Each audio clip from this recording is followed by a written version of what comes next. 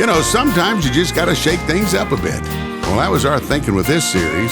So we asked a bunch of the artists who've been on several of the reunions to ask someone to join them who had never been to a Country's Family reunion. And wow, they did not disappoint. New faces, some of your favorite artists from shows past, all sharing great new songs and stories. And more importantly, themselves. When the cameras get rolling, these friends forget they're being taped, and the end result, well, it's magic. Yes, sir, we wanted to shake things up and let things roll. Well, that's exactly what we got with this show. We're calling it Kickin' Back. So why don't you do the same? Kick back and relax as we present Country's Family Reunion, Kickin' Back. Everybody's having fun, kicking back here at Country's Family Reunion. Wonderful group.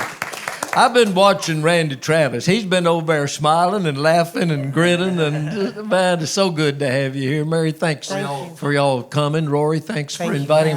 Do you you go back a long way with Randy? About 2 weeks. Well, in this business, that's a long time. No, actually, one of the last events that Randy played, it was with the Avett Brothers. Uh-huh. And y'all were at that, and we got to spend time. We did. Also, my wife rode horses, and we were at an event, a cutting horse event in Texas. That's right. I think that's when we first met, and Randy, he probably doesn't know this, but he recorded one of my songs on his Three Wooden Crosses record called "When Mama Prays."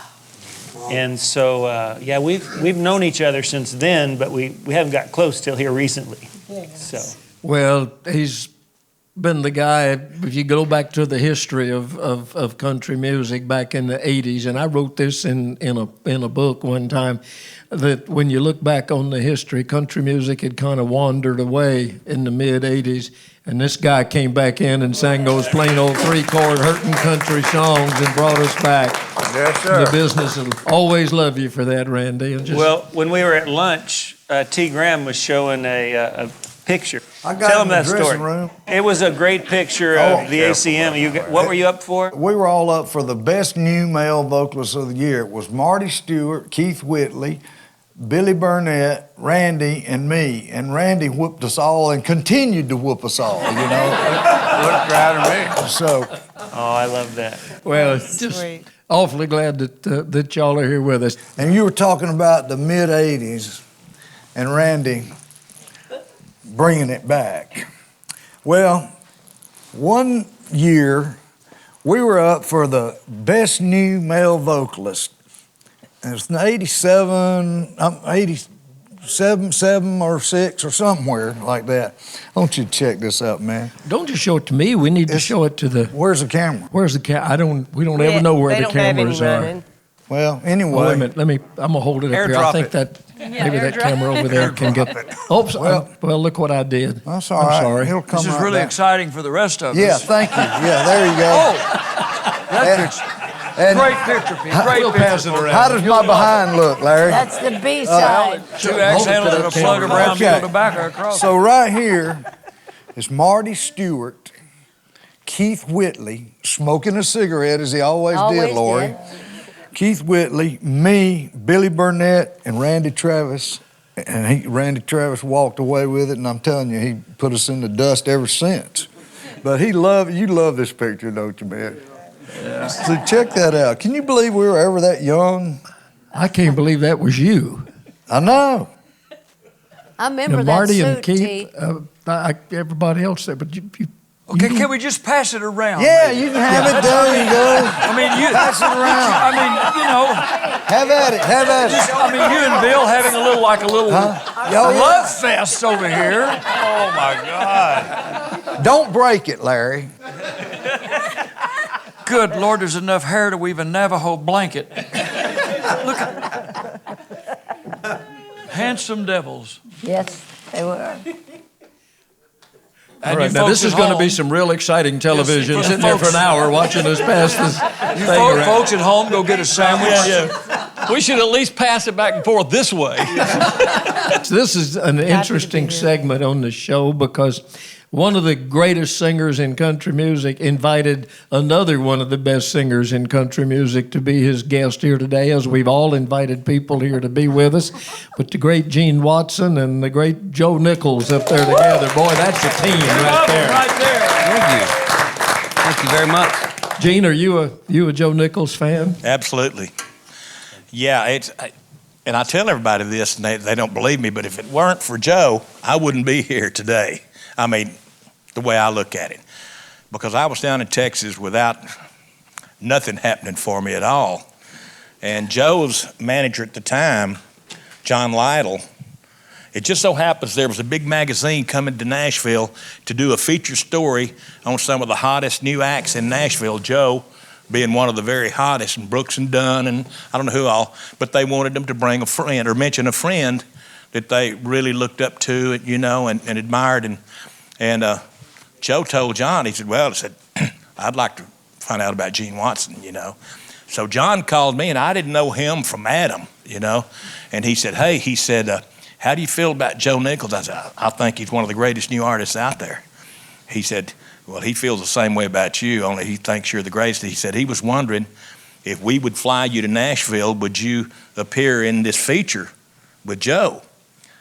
And I said, you don't have to fly me. I'll be there. Tell me when you need me. And I came up, and while I was here, I was so thrilled to get to do it with Joe, but I was in John's ear all the time I was here, you know, and I all but begged him to manage me, and finally he agreed to. And long story short, when they asked me to bring a friend out here who I'd like to bring, I said Joe Nichols. And I admire this guy's singing so much, you know, and his writing too, great writer. And He's kind of a homely old boy, but he's got a good personality. I'm working on it. Joe, we're glad to have you, man, and I know you can say a lot of good things about Gene Watson. Absolutely, yes, He's got sir. some serious guns too, son. What's that? He's got some serious guns. What are we talking about? All right, how much iron do you pump? You've been doing something. I don't work out at all. Really? No, I'm kidding. Yeah, I do. Oh, my God. Lori, what list would your dad put him on? Oh, God, he wouldn't be on the ugly list.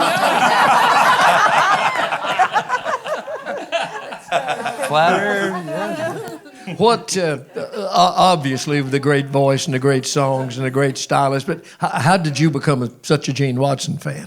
I was telling Gene earlier, I remember when I was a kid, I don't remember how old, it was in the 80s. I remember Gene had a blue tape with a white label on it, 8-track tape. And my dad put it in the player, and it stayed there for at least 6 months, I think, and it repeated over and over.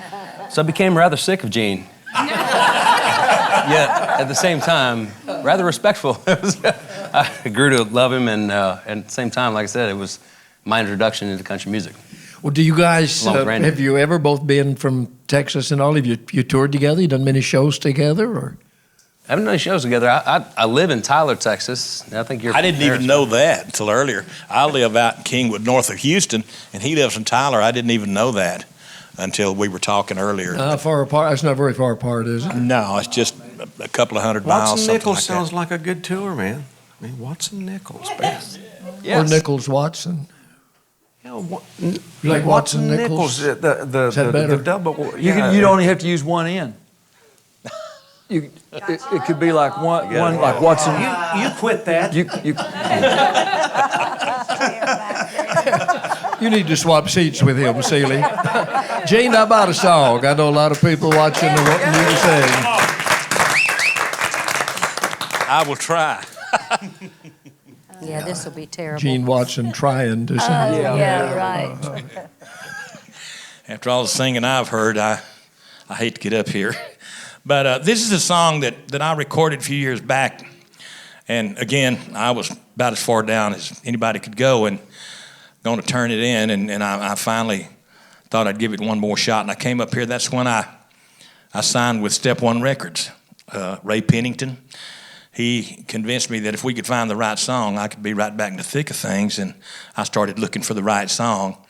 And this is the one I came up with that got me back in the charts and on the radio. And I finally made up my mind I'm not going to quit till the fans get ready for me to go home. Then I'll go home. Thank you. Hello. There's one called Change Her Mind.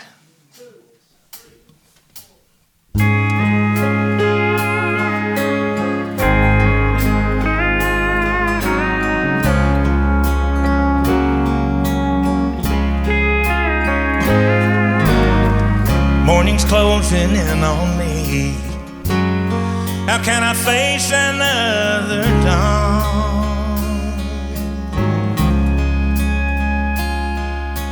My life lost all meaning the minute she was gone. I begged and I pleaded. I done all a man can do.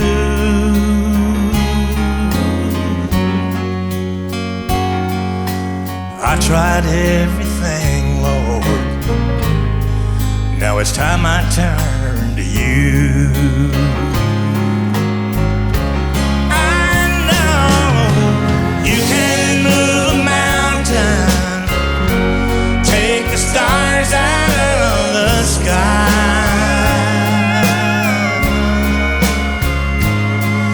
You can send down a rainbow. You can even turn the tide. Once you even make the blind man see, change the water into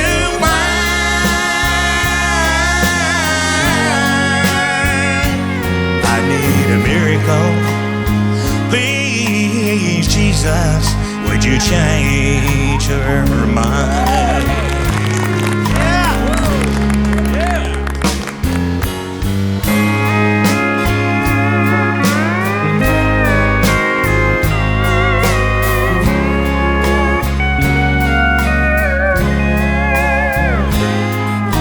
Wish she was here beside me.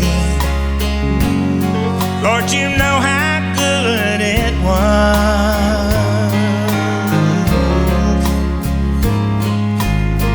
Who'd have ever thought back then I could have lost her love?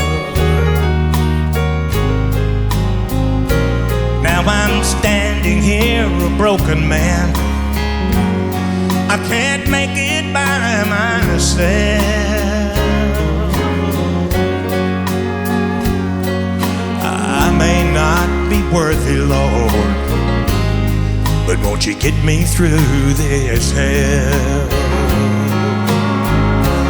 I know you can move a mountain, take the stars out of the sky.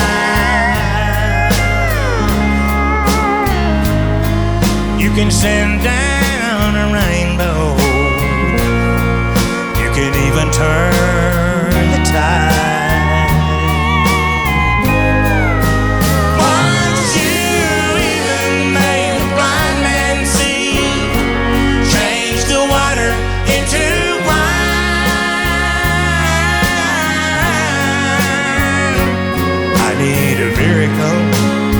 Please, Jesus, would you change her mind? I need a miracle. Please, Jesus, would you change her mind?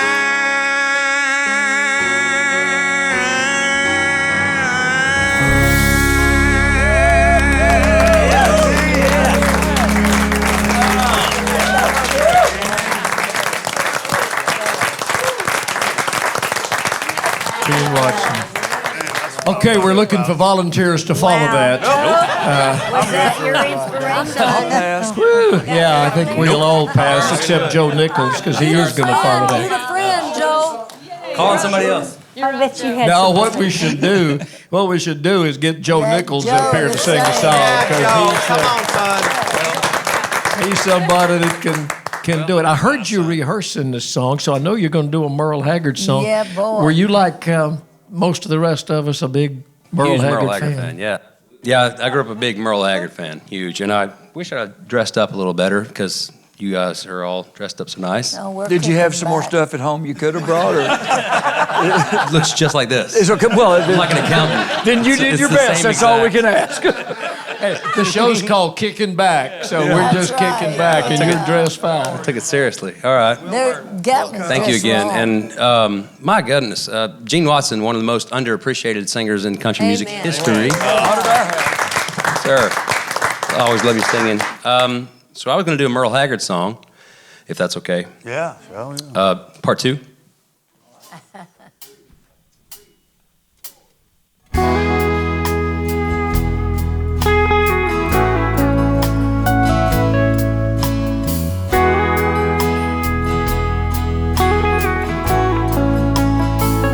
Wish I were down on some blue bayou, the bamboo cane stuck in the sand, but the road I'm on don't seem to go there, so I just dream and keep on being the way I am. Wish I enjoyed what makes my living, did what I do with a willing hand. Well, some would run, but that ain't like me, so I'll just dream and keep on being the way I am. The way I am don't fit my shackles. The way I am, reality, I can almost see that bobber dancing, so I'll just dream and keep on being the way I am.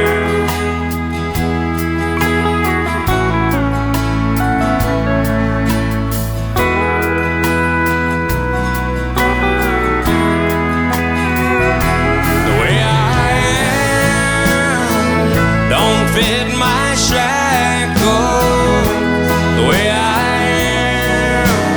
am, reality, I can almost see that bobber dancing, so I'll just dream and keep on being the way I am. Yeah, I'll just dream and keep on being the way I am.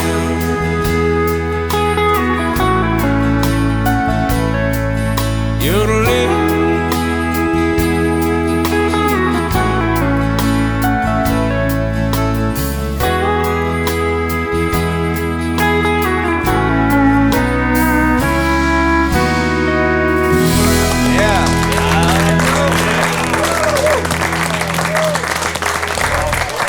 I'm nervous. I don't know if you can tell. Joe, Nick, stay there at the mic just a second. Let me ask you something. I'm from I Cleveland. heard some rumbling, some talking that you've been in the studio. You got a new album on the way? Been working on it for about 5 years. It feels like forever. Yeah, we've been working on a new record. I'm proud to say we're kind of going in a more traditional country route, and I hope it sells. Us too, yeah, go. So does the record label. Go for it. You signed with, was it Broken Bow Records? Red Bow, yeah. Broken Bow Yeah. record group, yeah. Well, that's great, man. Well, we'll look forward to new music from you. Thank you. You're one of the best. And Thank you. now that you know your way to here, come back and be Very on nice with of us you. again. Like I said, I'm very intimidated by the room. I was scared to death sitting over there thinking I had to sing later. I was talking to Gene. I'm like, we're going to do this. And so I just want to let you know that I'm a big fan of everybody here. Jimmy, especially Randy, thank you very much. Bill, thank you for all the songs you've sent my way. I'll wait for you and several others, like 6 or 8 more record You've sellers. recorded Thank you very several, much. and I thank you. I appreciate you guys. Thank you very much. The song's in good hands when Joe Nichols has it. Well done, young man. Well done. Great. Wonderful. Good job. You are kind of dressed up today. I didn't. They They told me it was called Kickin Back. So Well, you know, He likes to break the rules. I told our dear friend Mark Wills, I love Mark. But I feel a butt coming. Don't you? They told me at the treatment center everything before but is BS. You know, I love you, but no, I love Mark Wills. And in addition, he was on the Opry one night and he had on a baseball cap and some old raggedy jeans and a shirt looked like he got it out of the dumpster.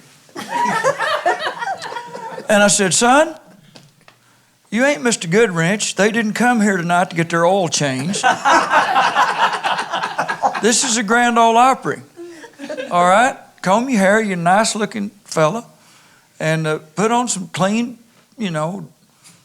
breeches and stuff, and take that cap, throw it away. They expect us to be dressed a little differently than they are. I don't mean that in a bad way, but they pay. It's part of their fantasy to come see somebody. And I in serious, Mark, I love Mark. And I've done my best to step up. And you have. Because I'm so there's proud nothing of you. like being called on the carpet from Larry Gatlin. Because he will not let you forget. We've all been there. But I'm proud of you. One night, when I was Bobby Bear, which we all love Bobby, he came off the Opry. They wanted me to interview him just when he came over. And before I could ask him a question, he said, and we had a house full at the Opry, had 4,000. He said, Gatlin, are you wearing makeup? I said, yeah, Bobby, you wearing tennis shoes? I said, this is the Grand Ole Opry. We ain't down at the gym. He said, why are you wearing makeup? We're not on TV. I said, I know we're not on TV. I said, Bobby, I did a golf tournament years ago. So we did the golf tournament. We were going to do a little show after the golf tournament. The sun was still shining. There weren't any spotlights, nothing. So we went in there and said, this old comedian came in there after he'd played golf. And we were all hot and sweaty. So he took a paper towel, kind of washed himself off. He, put down his little makeup kit, and he put up his makeup on it. And I said, hell, I figured if it's good enough for Bob Hope, it's good enough for me. That's right.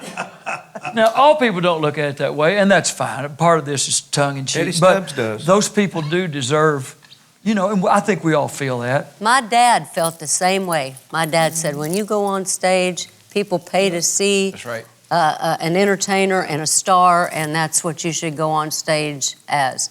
So I wore this old Sammy Smith jacket today. Sammy and George are both laughing. Yes. But it's still style. It is style. It's style, and it works. It worked. Did it work for Miss Laura today? It worked. Who wears a Sammy Smith jacket? I told Leona, when you were walking up there, I said, and a Sammy Smith jacket. Now, that was cool. That's right. That's a cool touch. Well, now, her son gave it to me, Waylon. Waylon Payne. I hadn't seen one of those. That's vintage. Sometimes I channel her. I need to wear it. Yeah, that's awesome. Now, Mark, if you put a jacket on with that nice shirt, you'll have it. I'll be back. I saw a Skaggs jacket on Listen, I have eBay. a jacket. I have a jacket, but it's in the dressing room. Oh, okay. But because I'm wearing it for the next segment. Okay. I'm going to get it, put it on. I'm going to sweat to death over here. You're going to look awesome. I'll be uncomfortable, but I'll look great. That's what it's about. That's what it's about. You'll be out of place. Listen, like you know what? In all seriousness, we did one of these before, and I think we were talking about little Jimmy Dickens and how little Jimmy would always come in to the Opry, and it'd be 20 degrees, and he'd have shorts and sandals and have his clothes in a bag, and truly, Mr. Gatlin, that was really the turning point for me on that show when you were giving me a hard time. And I thought about it, and I thought, man, you never saw little Jimmy show up in a ball cap. You never saw, and sometimes, I came in, the last time I was on the Opry, I came in literally straight from a golf tournament, straight to the Opry, and I played it. And I said it that night on the stage. I was like, I'm sorry I showed up in a ball cap. There is a respect. And then there should be a respect. And I think I truly believe that was one of the turning points for me when you punched me in the gut. I wouldn't have told you if I didn't think you were worth it. Well, and I appreciate You're worth that. it. Your talent is worth it. I appreciate that. Yeah. I think it is. Yeah, Jeannie? Well, I was just going to say, now that he's railed Mark out, it's not just the way you dress. Sometimes it's the way you act. Somebody should talk to Larry Gatlin about how he acts sometimes. Just saying.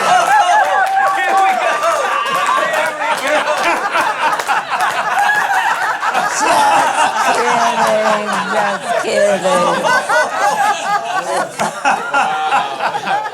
Ouch. He said he'd help me do better. Oh, there we go. Nothing like a gathering of good friends. That happened. We got two guys over here that their situation is different from anybody else in the room because they are virtually the lead singers in groups. Duane Allen with the Oak Ridge Boys, and your special guest is Larry Stewart with Restless Heart. Yes, sir. Okay, do you ever feel like being in a part of the group? And Larry, I think at one time you may have left Restless Heart and gone out on your own. And Duane, is that something you think about doing, or is this just something where you're here today, but you'll be back with the group? I had that opportunity early on in our first contract with ABC Dot, which became MCA. And if I were to leave the group contract was void, and I didn't like that because all the Oak Ridge Boys we're equal, and we've always had the group philosophy, but they didn't think like that in country music. And so we went ahead and signed it, and all during that contractual period, I was kind of embarrassed that that's the way the contract read. So I started looking for leads for William Lee and Richard and Joe. And by the time that contract was up, every one of them had a hit singing lead for the Oak Ridge Boys. So at the end of that contract period, I had the contract changed where any two members leave and the contract can be voided. So that took the load off of me because it didn't have my name on there. And I've always been a group person. I've never really cared to be a soloist. If I were a soloist, I'd want a good band, and I want a couple of buses to carry them in, and I'd like someone to sing over me, someone to sing under me, and somebody to put the foundation under it, and I've already got all that. So if I get sick in Texas last January, 2 months ago, and have acute laryngitis and lose my voice, the other guys, I could have. I know them all. You know every one of them. The other guys took the load. And Joe sang my leads, and I put a microphone in front of a band member, Scotty Simpson. He sang all my parts, and I stood up there in every show for a week and sang like Milli Vanilli. And I didn't miss a note, and I didn't miss a show, and people come up and say, it's the greatest you guys have ever sang. So I'm kind of old school. I perform. I get out of bed and sick bed and perform. I couldn't sing a note that week. And then we went on a cruise, and after the cruise we flew to Nevada, and it was really dry out there, and they smoked in the hotel. That kind of cut me up a little bit, and I lost my voice again. For a week I had, from where I'm talking down, I didn't have anything. So I just sang the high leads, and Scotty Simpson, again, our bass guitarist, sang all my parts. And we never told the audience anything. I don't feel like an audience comes to hear you sick. They pay to see you well. So I go out there and sing no matter what, and I give them 110, and that's the best I've got, and I hope they'll come back. All right. That's my philosophy. Larry, you ever run into Well, my that group's kind of been asking me to leave again for a while now. I tell you one thing, the first time they kind of slowed down, we were needing someone to support us and someone with a name, someone with hits that could come and fill out a long show for us at the Grand Palace in Branson. And we called Larry. And Larry said, sure. He came over and he became a part of the Oak Ridge Boys for, 2 or 3 years, I guess. He would ride our bus with us, and go out and open the show, and our band would come out and play 2 or 3 songs with him and sing those great Restless Heart parts. And it was a very, very sweet time of my career because Larry and I have known each other 52 years, almost as long as that Larry and I have known each other. And we would sit up all night, talk about how to make it in the business and the right things to do, and we mainly talked about songs, but we grew to love Larry Stewart, and he is one of my favorite singers in this business. I've never heard him sing a bad note. And one particular show, he came by and said, I'm really having voice problems. I've had this cold. I'm not singing too good. I went to the edge of the stage. He never missed a note. He's never sharped or flatted a note. And I think he's probably one of the best singers I've ever heard in my life. And when I was called and asked to pick someone, 3 of the favorite Larrys in my whole career are in this building: Larry Black, Larry Gatlin, Larry Stewart. And I figured Larry would already have someone he would ask, and Larry's back in the back, the other Larry. And I thought, well, I've got to call Larry Stewart. I've never seen him on a country reunion. And the way we've talked over the years, I think he would just love that. And he said, if Duane Allen asked me to do something, I have to do it. And that was his answer. So that's our friendship. And the first time I ever met Larry was before the Oak Ridge Boys. I was with a group called the Prophets out of Knoxville, Tennessee. And when I first saw him, he was getting out of bed, getting ready to go to school. And our bus was parked in his front yard in Paducah, Kentucky. Right, what a sight that was, right? Get up in the morning to go to school and you'd see a touring bus in your front yard. It was What pretty was it interesting. doing in your front yard? Well, my father knew some of these guys. He loved music. He's a great singer himself, and used car salesman. Best voice on a used car salesman I ever heard. And so he made friends with these folks. Mutual friend Jerry Crutchfield, producer here, worked with you, from Paducah, and just continued those relationships. And the gospel groups especially would come through Paducah, looking for a place to stop the bus for a minute, and maybe get some breakfast, and get up, and there was Your sweet mom would always fix something for us, too. And When you left Restless Heart, excuse me, Duane, I didn't mean to interrupt you. Okay, but he came out getting ready to go to school, and of course his dad said, well, you got to show him what you've learned to play. So he got at the piano, and his feet would not even touch the pedals. And he did, what a wonderful day. Joe Mascale's song. He loved Joe Mascale, and he sat down there and played those gospel songs, and he was so small that he couldn't even touch the pedals, but he was already a star. We called him Little Larry Stewart. Well, when little Larry Stewart left Little Restless Heart, how long were you gone? I'm leading to something here. just a few years. And then 4 of the 5 of us got back together. And well, when you guys got back together and you started coming out to the Opry a lot, as you have done, you haven't lost a thing. Man, that Restless Heart sounds just as great today as they ever did, and they were always one of the great groups. Yeah. So I'm so glad you guys got back together, and I know the fans are.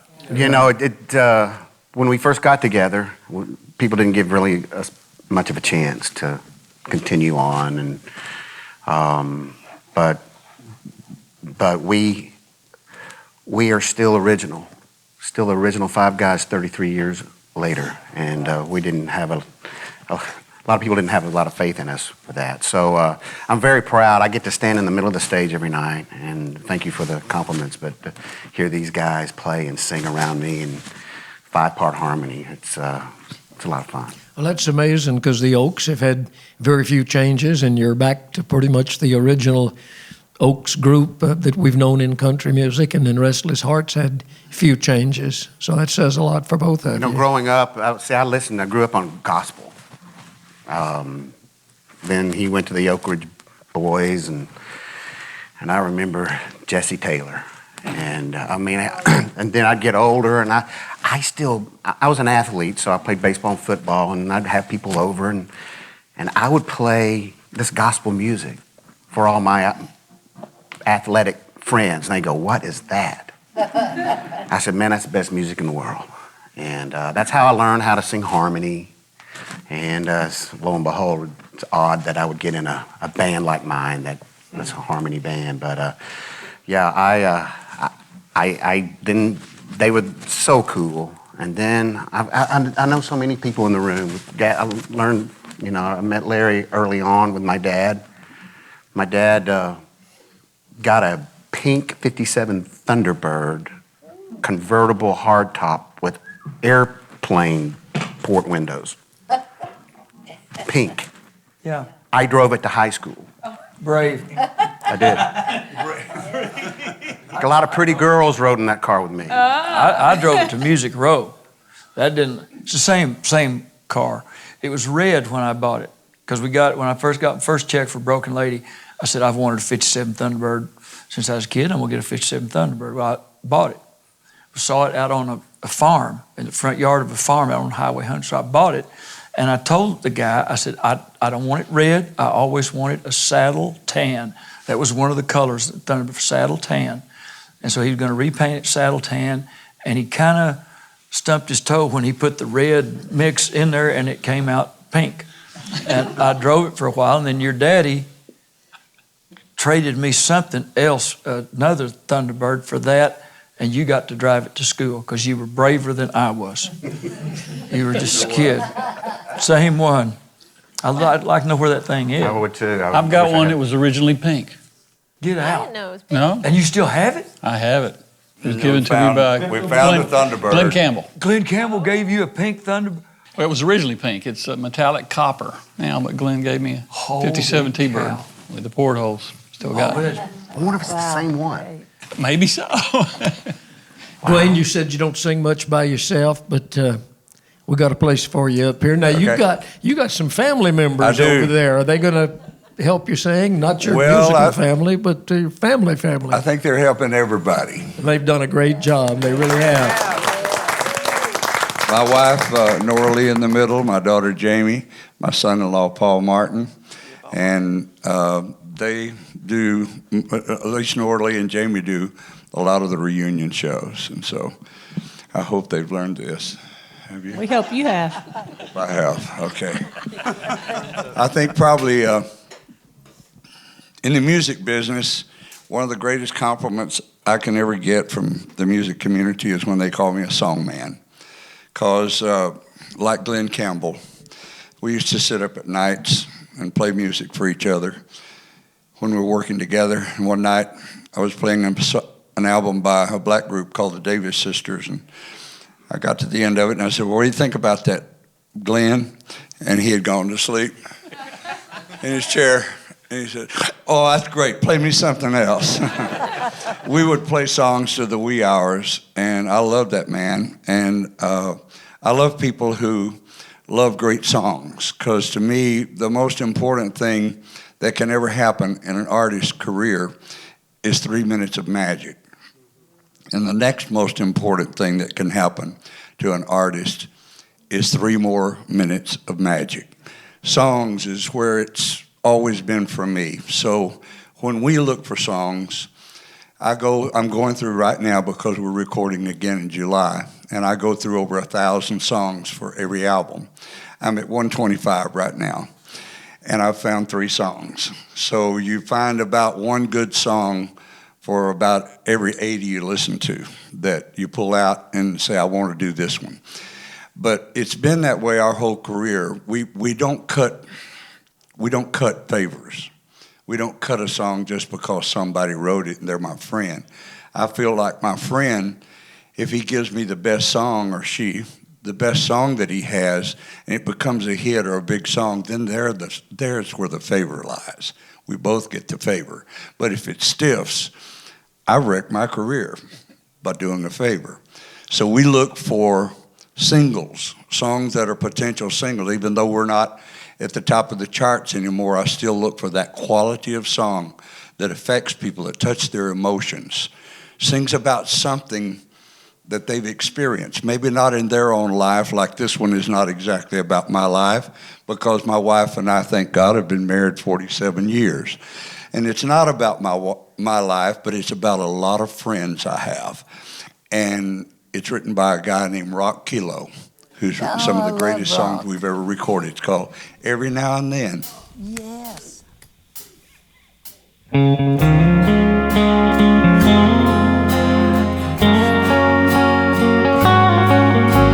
we needed help the most, we found each other. And without you, I don't know where I'd have been. We have soothed each other's quiet desperation and loved each other every now and then. We have made each other laugh like happy children. You have sometimes felt my teardrops on your hand. And when we can't control our lonely feelings, we love each other every now and then. We're a little less than lovers, but a little more than friends, clinging to each other until the darkness ends. We have loved each other time and time again, and loved each other every now and then.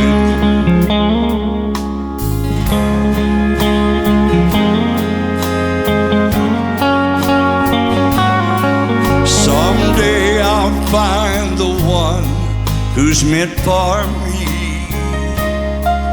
And I know that someday you'll find love again. But we'll always have these very special memories of the love we gave each other now and then.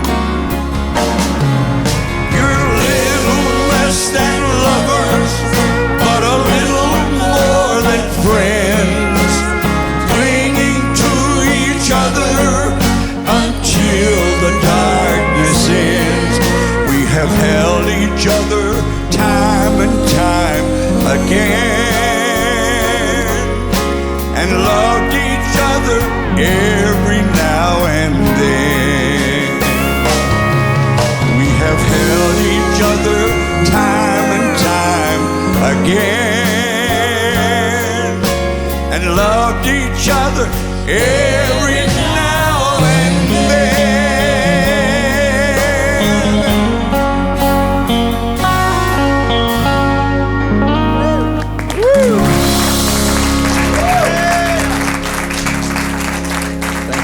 Thank you, guys. Duane Allen. Woo! Great job, man. That's Thank you. Terrific. Just out of curiosity, when you stand up like that by yourself, do you miss Richard and Joe? I feel lost. Well, you don't look lost. You sure don't sound well, lost. I've never had a desire to be a soloist. I've always believed in the group philosophy, and I think like that. So I'm one of. I've always been one of. Larry Stewart, how about a song from you? Yeah, baby.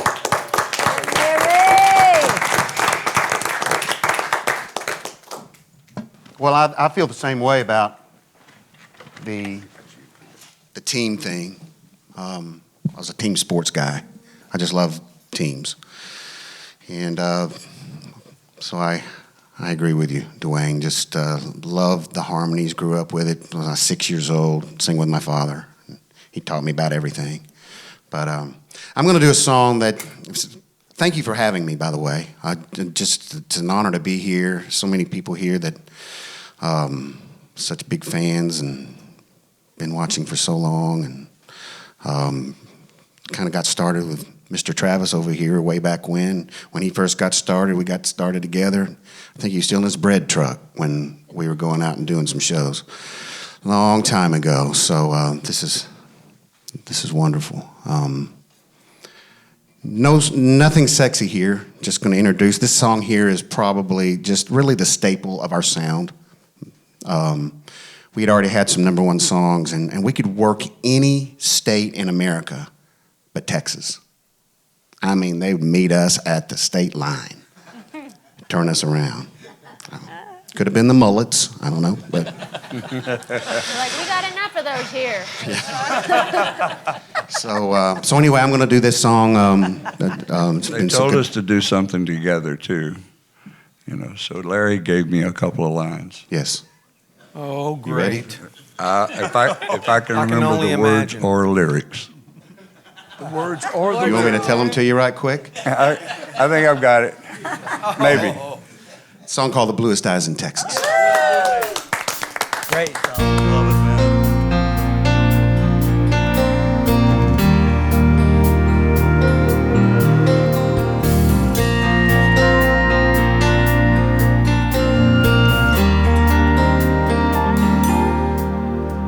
That lonesome Texas sun was setting slow, and in the rearview mirror I watched it go. I can still see the wind in her golden hair.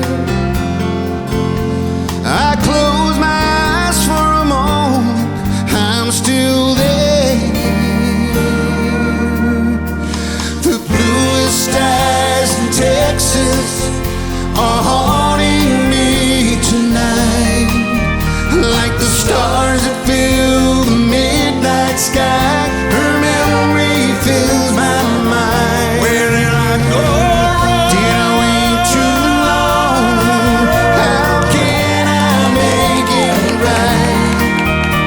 The bluest eyes in Texas are haunting me tonight. Another town, another hotel room.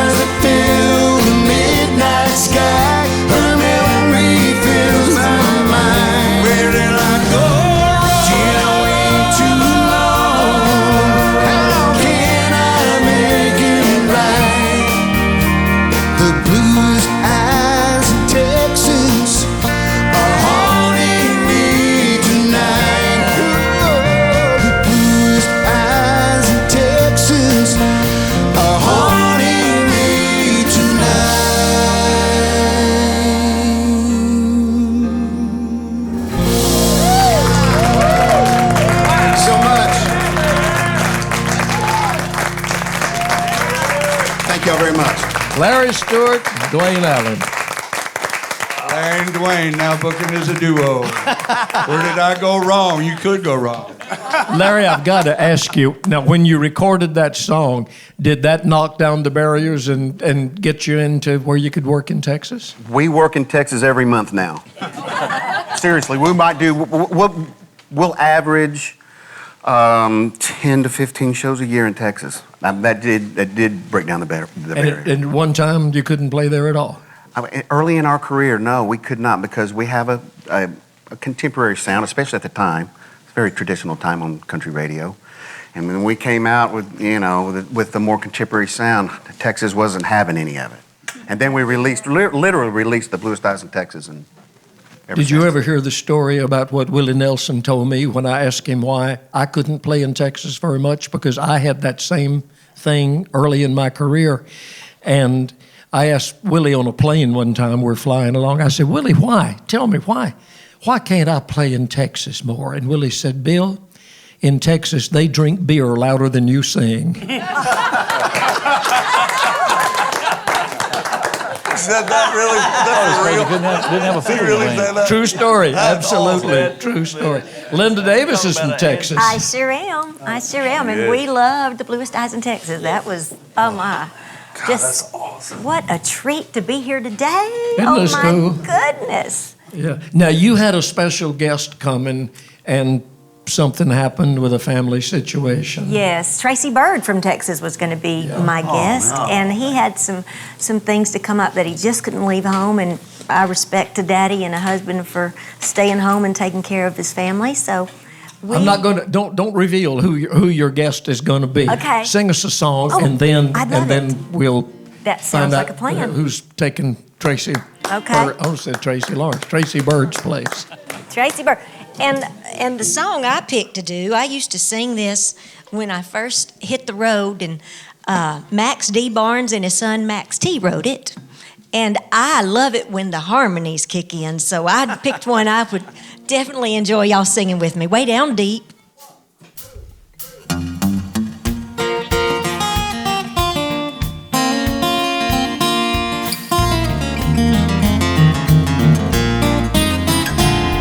This highway of heartache is rocky and rough, and I learned a long time ago, you can't build a fire in the ashes of love, and roses don't bloom in the snow.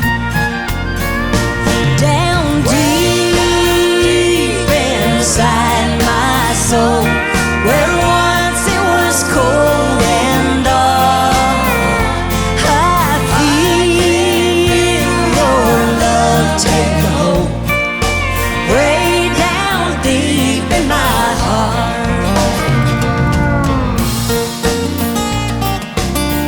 Also, it gives me a chance to feature the band.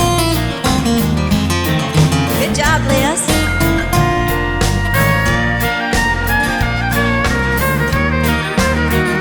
All right, Hank.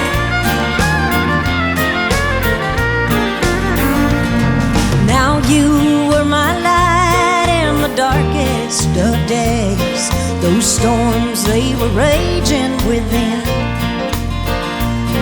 Then slowly and surely those clouds rolled away, and the sun started shining again. Down deep inside my soul, where once it was cold and dark, I feel your love take a hold, way down deep in my heart. Down deep inside my soul, where once it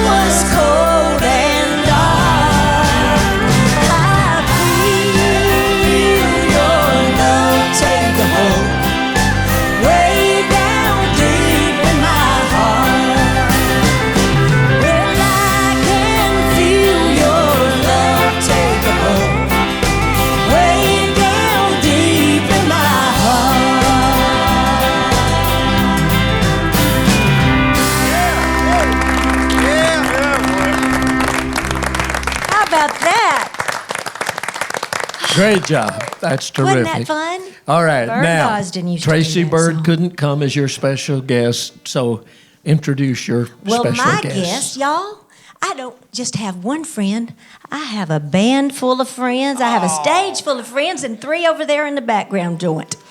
We are so excited. You know, they are all of our friends. We've got friends that, in fact, David, back on the bass, I have known him since I was 14. My very first recording session, when my uncle brought me to Nashville, David was in the studio playing bass. You put a picture on Facebook just a few weeks ago that was Phil Ball was in the picture. He was your friend and mentor. Phil was the one who produced my very first project. Some of y'all probably remember Phil Ball. He played the fire out of a guitar. Oh, I reckon. So I've known you a long, long time. Well, we've grown up together. And of course, Dirk and all of your band played on all the TV shows that I was a part of. So I would love to hear, Mike, you got a microphone?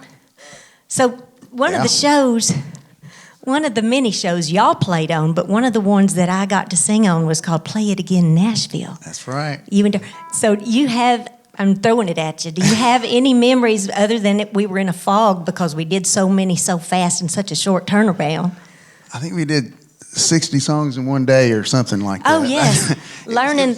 80 songs in one day, but they were really good songs, though. They were songs. They were hit songs, and they We were just from the covered them. past. We had a good time, though. You guys were great. That was the first time we got to hear you sing. We knew Lang because Lang had won the show, the You Can Be a Star show, and as Bill says, that what he won was a job. Yes, he was in production. That's right. He got a job. He started working for the show with Alan Reed. So Yes. Alan Reed was really good to all of us. He wasn't he? was. And Les was on there Yes, too. Les was in the band.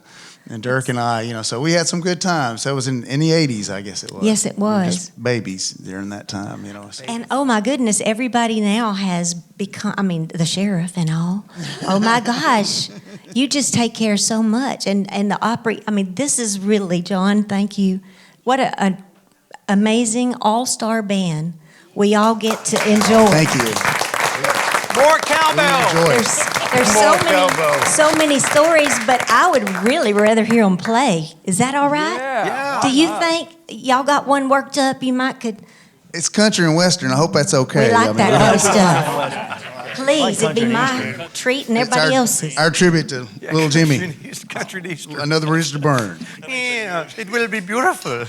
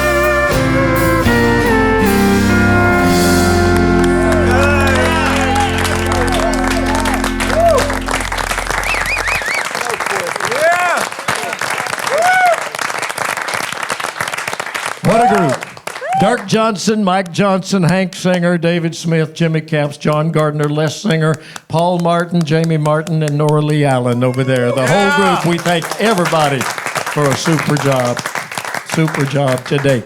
Hank Singer told me at lunch he's worried that Carson Peters is going to take his job. Could happen. He's a good one, Carson. You keep right on watching him.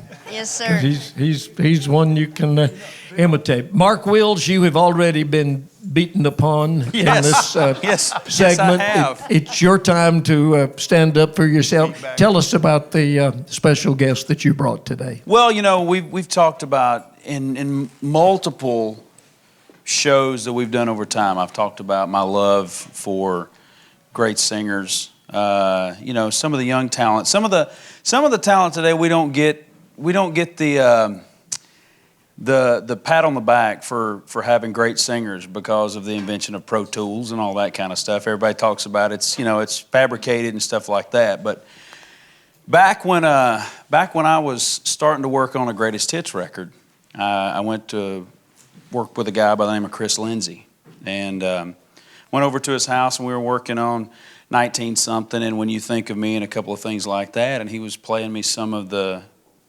project that he was working on for this new kid, and I was like, man, okay, let's hear it.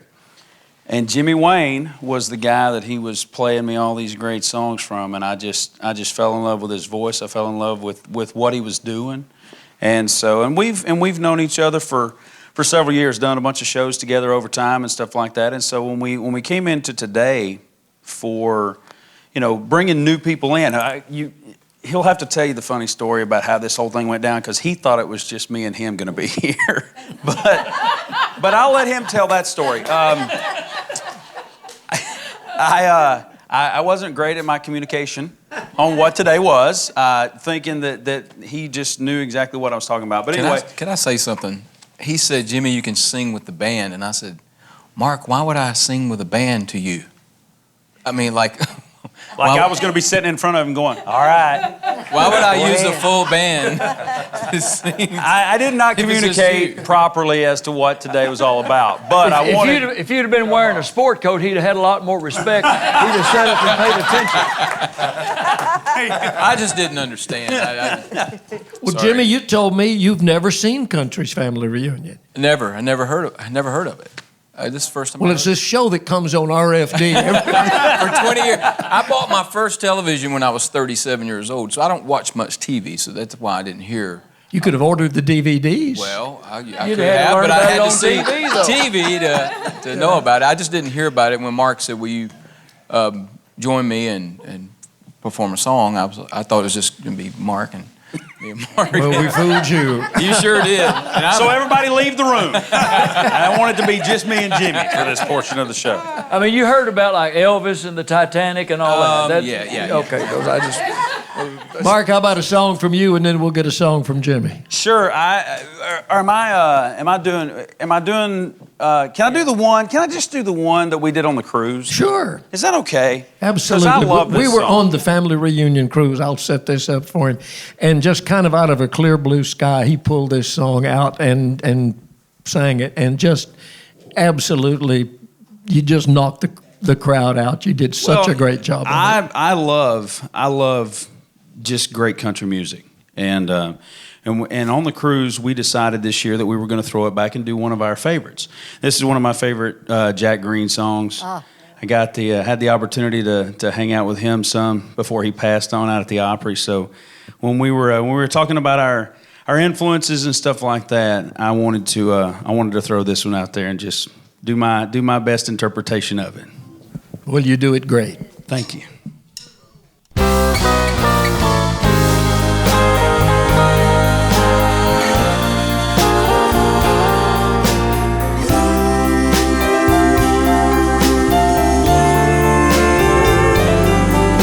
Somewhere there should be for all the world to see a statue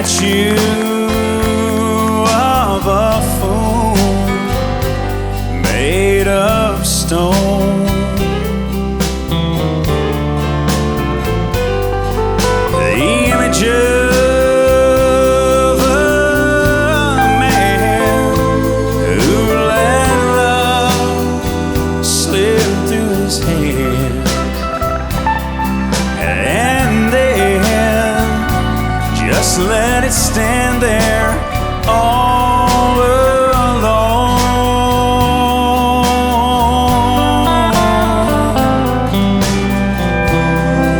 And there on his face, a gold tear should be placed to honor the million tears he's cried.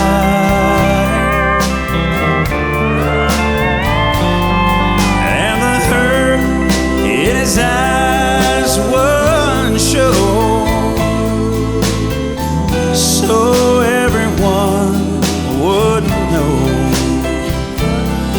I can see him is a broken heart inside.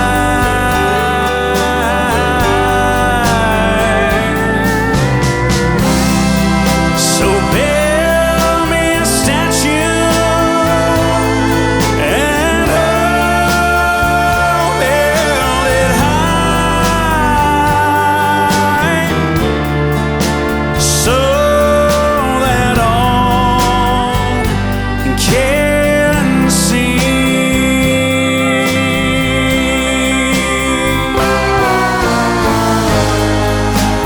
Then inscribe the world's greatest fool and name it after me.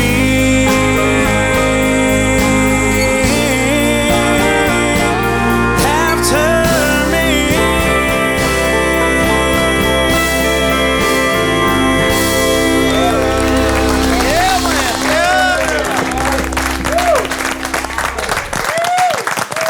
Good job, Mark.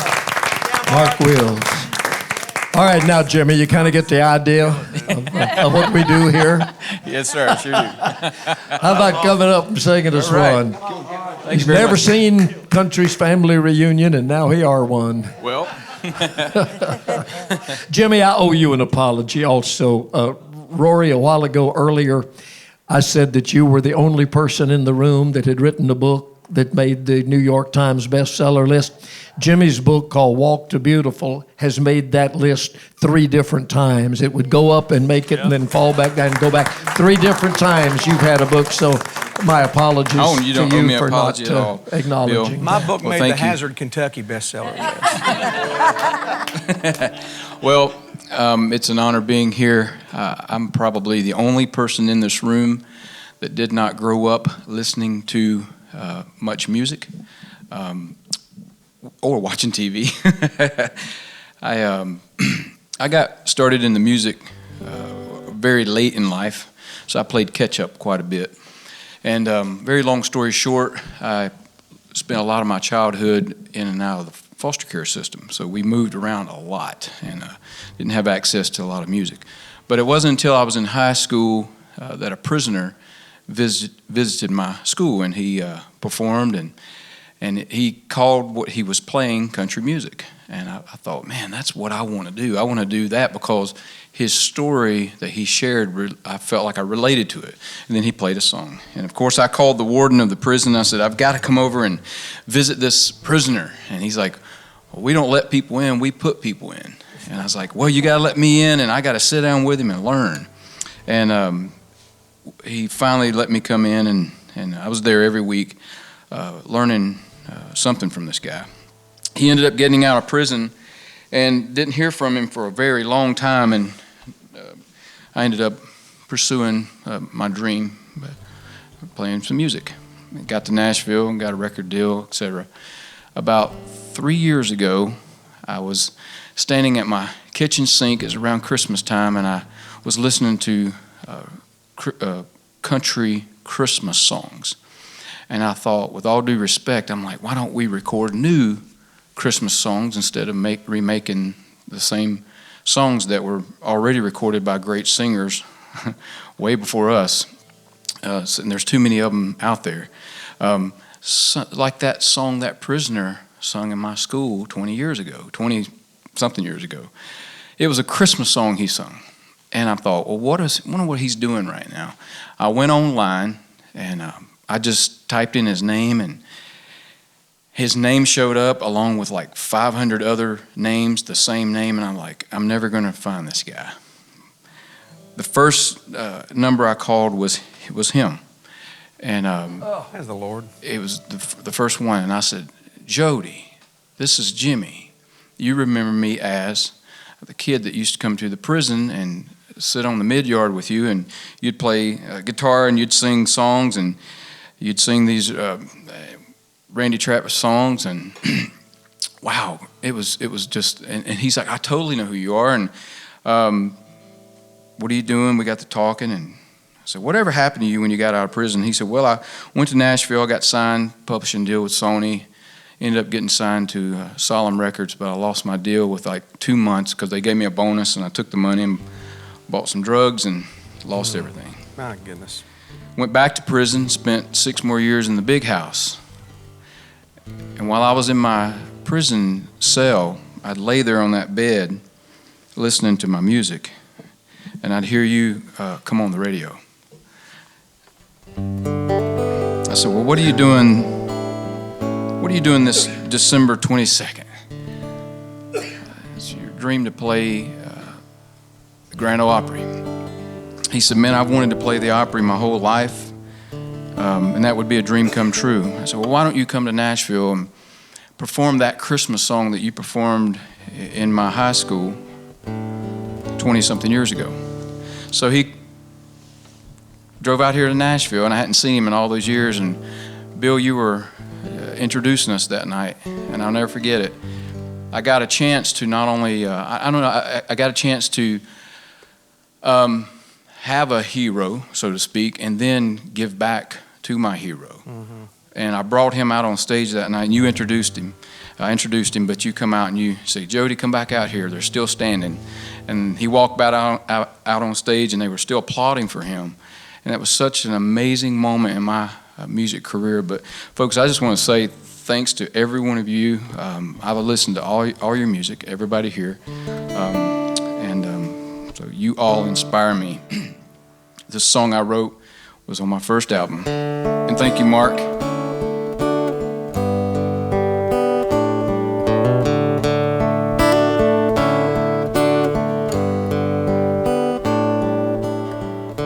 He can't remember the times that he thought, does my daddy love me? Probably not. But that didn't stop him wishing that he did. Didn't keep him from wanting or worshiping him. I guess as he saw him about once a year, he can still feel the way he felt standing in tears, stretching his arms out as far as they go, and whispering, Dad, I want you to know I love you this much. I'm waiting on you to make up your mind. Do you love me too? However long it takes, I'm never giving up, no matter what. I love you this much.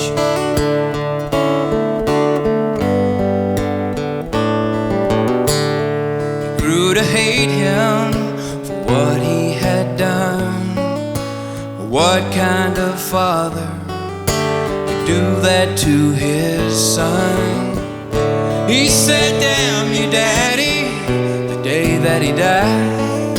The man didn't blink, but the little boy cried, I love you this much. I'm waiting on you to make up your mind. Do you love me too? However long it takes, I'm never giving up, no matter what.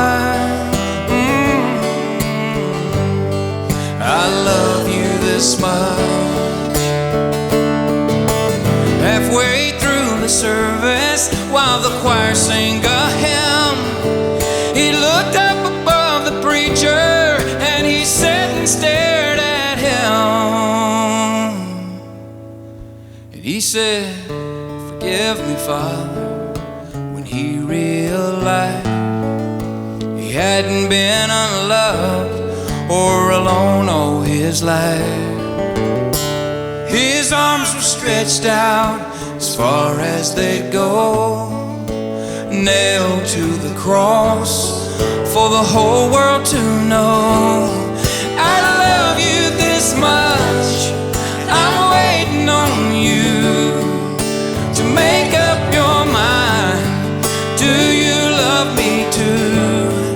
However long it takes, I'm never giving up, no matter what. I love you this much.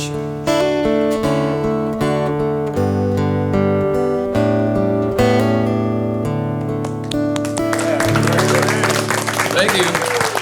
Thank you so much. Thank y'all so much. Jimmy Wayne. Thank you, Bill. Beautiful, Jimmy. Now that you know what we are and what we're all about, you don't have to wait for Mark Wills to invite you to come back and sing for him. Thank you for being here, buddy. Thank y'all. Jimmy Wayne. That brings to a close this segment. We'll have more family reunion after this.